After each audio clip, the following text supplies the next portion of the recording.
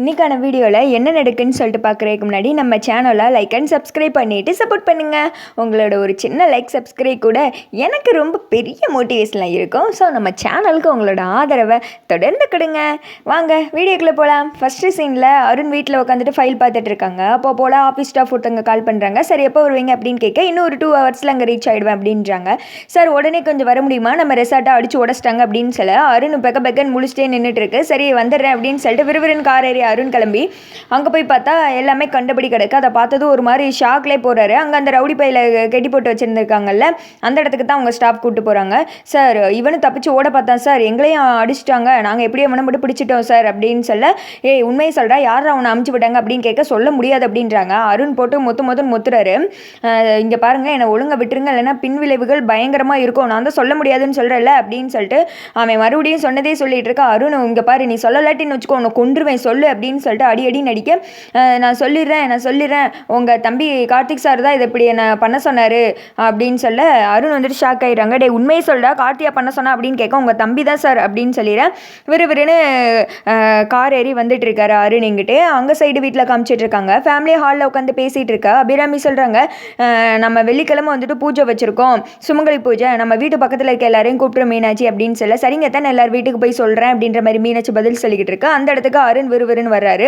வந்துட்டு கோட்டி கார்த்தியை பார்த்து சண்டை போட ஆரம்பிச்சிடுறாங்க. ஏன் கார்த்தி இப்படி பண்ண, நீ இப்படி பண்ணுவேன் நான் நினச்சி கூட பார்க்கவே இல்லை, நீ வந்துட்டு சொல்ல மாட்டேன்னு சொல்லிட்டு இப்படி அறமலாமல் எல்லாத்தையும் பண்ணிட்டேல அப்படின்னு சொல்ல, அண்ணே என்ன இது, நீ பாட்டுக்கு வந்து ஏதோ பேசிகிட்டு இருக்க, நான் அப்படி என்ன பண்ணிட்டேன் அப்படின்னு சொல்லிட்டு கார்த்தி கேட்க, உன்னால நம்பவே மாட்டேன்டா அப்படின்னு சொல்லிட்டு கார்த்தியோட காலரை பிடிச்சிட எல்லாருமே ஷாக் ஆகி போய் பார்க்குறாங்க. ஆக்சுவலாக ஐஸ்வர்யாவும் இதில் வந்துட்டு ஒரு மாதிரி ஷாக்கில் தான் நிற்கிறாங்க. ஏன்னா மாயா வந்துட்டு இந்த பிளான் ஐஸ்வர்யாட்ட சொல்லலாம்னு நினைக்கிறேன்.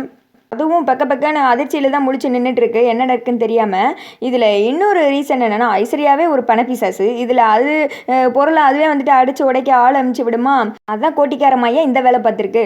அடுத்து வந்துட்டு கார்த்தி வந்துட்டு கையெடுனா அப்படின்னு சொல்லிக்கிட்டு இருக்க, அங்கிட்டு வந்துட்டு அபிராமி சொல்கிறாங்க, இங்கே பாரு, நீ அண்ணன்ற ஒரு ரீசனுக்காண்டி தான் மரியாதை கொடுத்து கார்த்தி அமைதியாக நிற்கிறான், ஒழுங்காக அவன் சட்டையிலேருந்து கையெடு அப்படின்னு சொல்ல கார்த்தியோட அப்பாவும் மிரட்டுறாங்க. அருண்ச்சா அப்படின்னு சொல்லிட்டு கையை எடுத்துட்டு, நீ எப்படிப்பட்ட காரியம் பண்ணியிருக்க, நேரடி என்கிட்ட மோத வேண்டியதானே அப்படின்னு சொல்ல, நான் அப்படி என்னன்னா பண்ணிட்டேன், நீ வந்து எதோ உளறிட்டு இருக்க, நான் என்ன பண்ணேன் முதல்ல அதை சொல்லு அப்படின்னு கேட்க, நான் தான் இந்த ரெசார்ட்டை பற்றி அப்பா அம்மாவுக்கு சொல்லிக்கிறேன், வேணா நான் எல்லாத்தையும் பார்த்துக்கிறேன்னு சொன்னேன்ல, அதுக்குள்ளே நீ ஏன் அப்படி வேலை பார்த்த அப்படின்னு சொல்ல, என்ன ரெசார்ட்டு அதுன்னு வந்ததுலேருந்து ஏதோ பேசிகிட்டு இருக்கான் காட்டி, எனக்கு ஒன்றுமே புரியல, இதனால தெளிவாக இப்போ சொல்ல போகிறீங்களா இல்லையா அப்படின்னு சொல்லிட்டு அபிராமி கேட்க, அண்ணா வந்துட்டு ஒரு ரெசார்ட் பார்த்துட்டு வந்தோம்ல, அதை வாங்கிட்டாரு, அதை பற்றி என்ன டீட்டெயில் தெரிஞ்சு போய் கேட்டேன், உங்ககிட்ட சொல்ல வேணான்னு சொன்னாங்க, அதான் உங்ககிட்ட எப்படி சொல்கிறதுன்னு தெரியாமல் நான் ஒரு மாதிரி கஷ்டத்தில் இருந்தேன் அப்படின்ற மாதிரி கார்த்தி சொல்ல, அம்மா அதுக்கு என்ன பண்ண தெரியுமா, என்கிட்ட இன்றைக்கே வந்து சண்டை போட்டான், நான் வந்துட்டு நானே அம்மா அப்பா கிட்ட சொல்லிக்கிறேன்னு சொன்னேன், அதுக்கு ஆளுக்களை அமுச்சு விட்டு ரெசார்ட்டில் அடிச்சு உடச்சிட்டாமா அப்படின்னு சொல்ல, இங்கே பாரு அருண், ஃபஸ்ட்டு யார் கேட்டி நீ இந்த ரெசார்ட்டை வாங்கினா, அதுக்கு பதில் சொல்லு அப்படின்னு கேட்க, அம்மா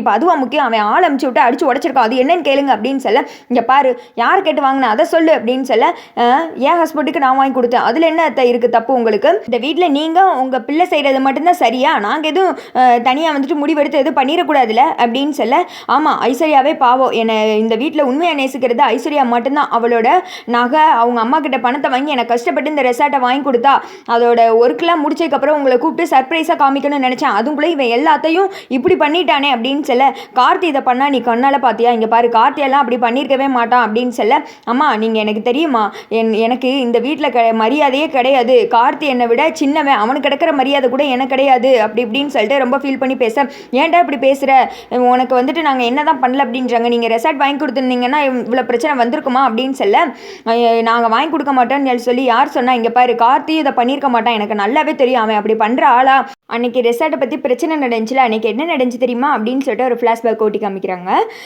கார்த்தி வந்துட்டு அபிராமி கிட்ட அருணுக்காக பேசுகிறாங்க, அண்ணாக்கு அந்த ரெசார்ட்டை வாங்கி கொடுத்துடலாம் அப்படின்னு சொல்ல, அபிராமி சொல்கிறாங்க, அவனுக்கு இதில் பழக்கமே கிடையாது, லாஸ் ஆயிடுச்சுன்னா என்னப்பா பண்ணுறது அப்படின்னு கேட்க, ஆனால் ஆகிட்டு போதுமா பரவாயில்லம்மா, இதெல்லாம் யாருக்காக, அண்ணனுக்காண்டி தானே, அதெல்லாம் லாஸ் ஆனால் ஆகியாவையும் பழகிக்குருவாமா அப்படின்னு சொல்லிட்டு சப்போர்ட் பண்ணி பேசியிருப்பாங்க. சரிப்பா பொங்கலுக்கு எடுத்து வாங்கி கொடுத்துடலாம் அப்படின்னு சொல்லிட்டு அபிராமி சொல்லியிருப்பாங்க.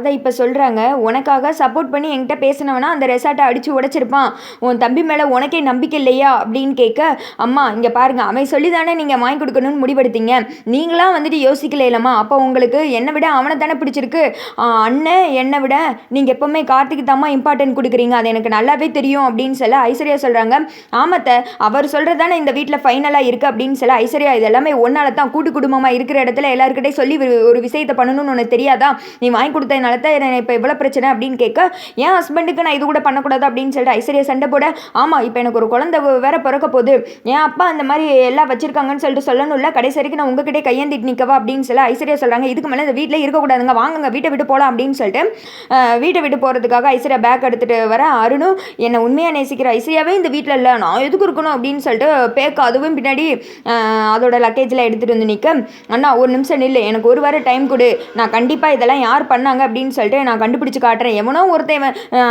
பண்ணா அப்படின்னு சொன்னதுக்காக நீ என்னை நம்பிடுவியா, உன் மனசாட்சி தொட்டு சொல்லி நான் அப்படி பண்ணுவேனா அப்படின்னு கேட்க, ஆமாடா என் வளர்ச்சி பிடிக்காம நீ தான் இப்படி பண்ணியிருப்ப, நான் அடித்து சொல்கிறேன் நீ தான் பண்ணியிருப்ப அப்படின்னு சொல்ல, நாங்கள் வீட்டை விட்டு போகிறோம் அப்படின்றாங்க. அண்ணா இங்கே பாரு, இந்த வீட்டுக்குன்னு ஒரு மரியாதை இருக்குது, அம்மாக்காண்டியாவது இந்த வீட்டில் இரு, சுற்றி இருக்கவங்க அம்மாவை தான் தப்பாக நினைப்பாங்க, ப்ளீஸ் நான் இங்கேருந்து போகாத, நான் உண்மையாகவே சொல்கிறேன், அது யார் பண்ணியிருக்காங்கன்னு சொல்லிட்டு நான் கண்டுபிடிச்சி காட்டுறேன்னா இந்த வீட்டை விட்டு மட்டும் போகாத அப்படின்னு சொல்ல, ஒரு மாதிரி அருண் வந்துட்டு யோசிச்சுட்டே நின்றுட்டு இருக்காரு. அபிராமிக்கு என்ன பண்ணுறதுனே தெரியல, ஃபீல் பண்ணிவிட்டு அழுதுகிட்டே நின்றுட்டுருக்கு.